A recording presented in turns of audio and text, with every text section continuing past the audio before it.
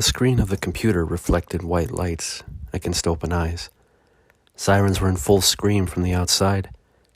Distant shades of crimson and ocean-coated, dilated pupils. Glass shattered loud enough to elicit movement from the man barely awake. The hotel room was a small, dark cube, littered with enough trash and wires to resemble the inside of a failed machine. His body was an apt comparison. A cocktail of drugs weaved through a bloodstream squeezed of oxygen. Gunshots were faded, but loud enough to raise the tempo of his heartbeat. The windows near him shattered. Hands moved across the table and swept away half-eaten food for the device. Liquid had pooled out from his eyes and mouth, dripping slowly. They were coming for him. A metal surface came into contact with an anxious hand. His fingers scrambled for the activator on the top of the device. Sounds of storms pushed their way through weak walls. A clicking noise began to emanate from the metal sphere near the center of the table. The man slowly got to his feet and reached in his pockets. A gun was left in the corner on the kitchen counter.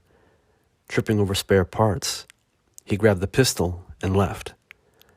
The hallway went in two directions, both neon lit. He made a decision. Blue lines followed each turn of his head. Movements were exaggerated. The air was heavy.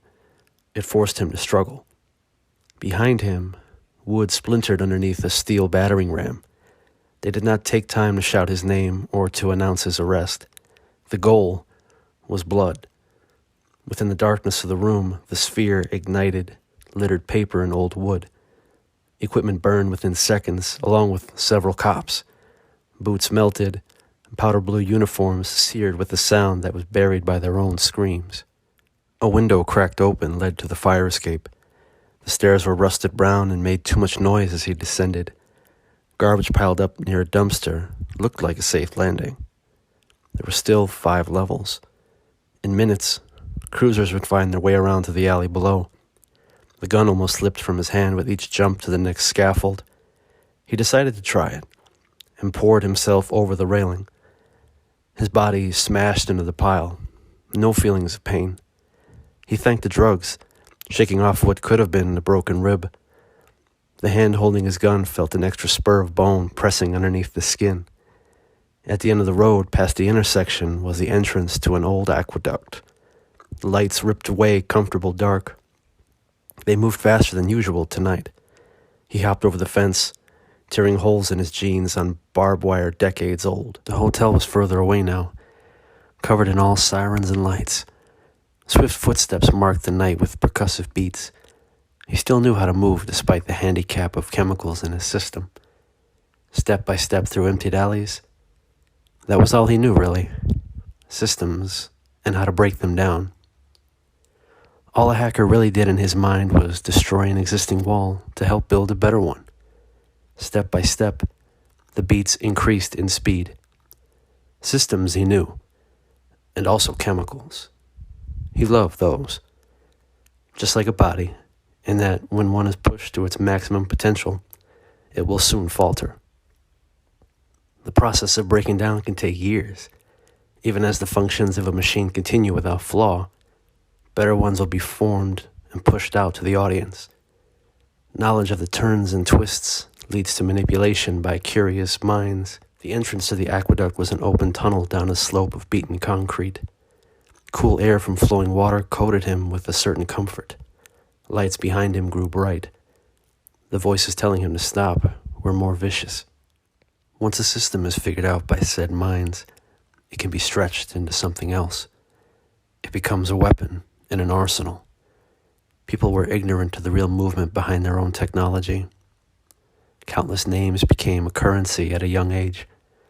His legs pumped new blood, less enamored with the drugs. Hand over hand, he climbed to an overhead slum, tucked away from the main roads. Platforms held makeshift houses for those unable to live in townhouses and compacted apartments high above the storm that followed him. Cops would not interrogate the homeless. No need to ask questions. They knew exactly who he was and where he was going. Kids began to follow him across the platform when bullets found their way through the metal. Screaming interrupted the tempo as some of the children found themselves target in the blind fire. Little bodies hit the platform hard, but he smiled. No need for sorrow. Life was temporary as it was. Beneath the slum was a garden of dead grass. Faded flowers struggled along in private corners. Looking down, he saw through chain-link fence to see dirty toys and old tools. There must have been a switch. Uniforms of blue finally bashed their way into the slum from the streets below.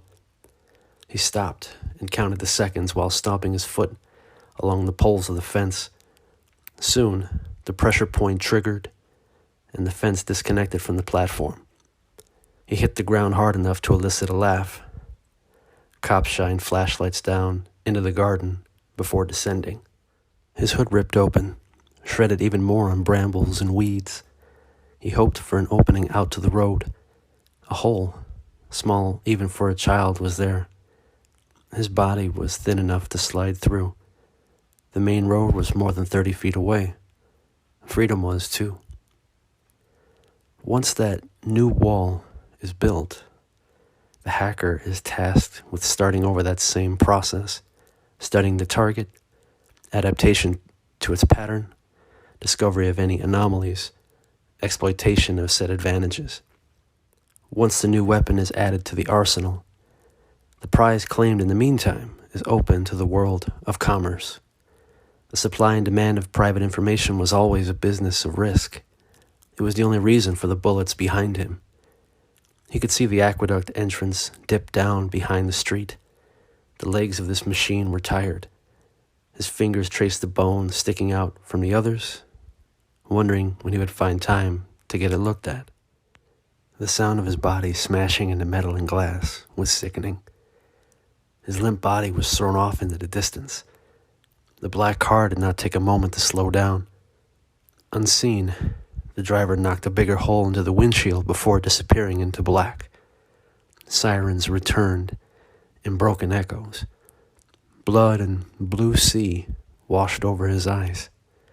Both legs felt different. Something must have broken in each of them. Steps were made carefully. He could put his weight down. It was enough to try running again. Weapons were pointed. Those same voices were now hoarse. They promised death if he took the chance to run for water. The buildings all around him were filled, shadows hidden behind glass as yellow poured out into the street from each square. Unknown faces looked into him. His lips curled into a smile. There was just enough chemicals in the system to keep him from fear. Life was temporary, wasn't it?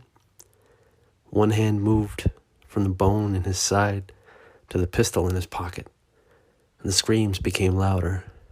It was a surprise to him that they did not fire right away. Maybe if he took it out and started shooting it? Once the gun came out, his face became stone. The clip was missing. It had been left in the hotel room.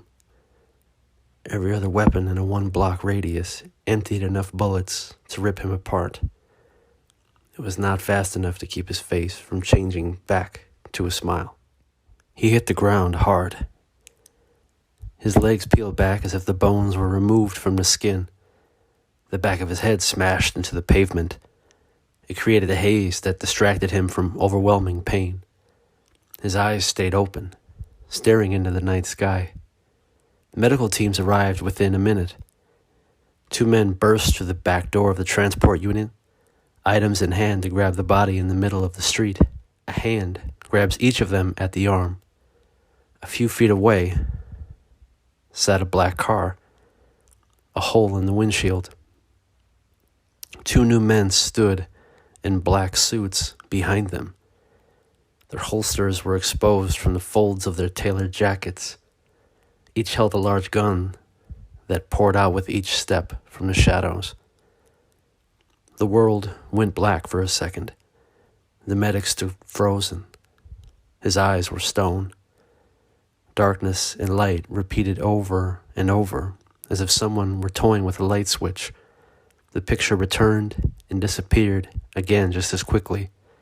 Existence was suspended. The film had fallen off the reel. Everything stopped for a few awkward seconds. The colors of the image came and went with the whirring sounds of a broken projector. Somewhere in that same dark, there was a voice that spoke calmly. It felt real, didn't it?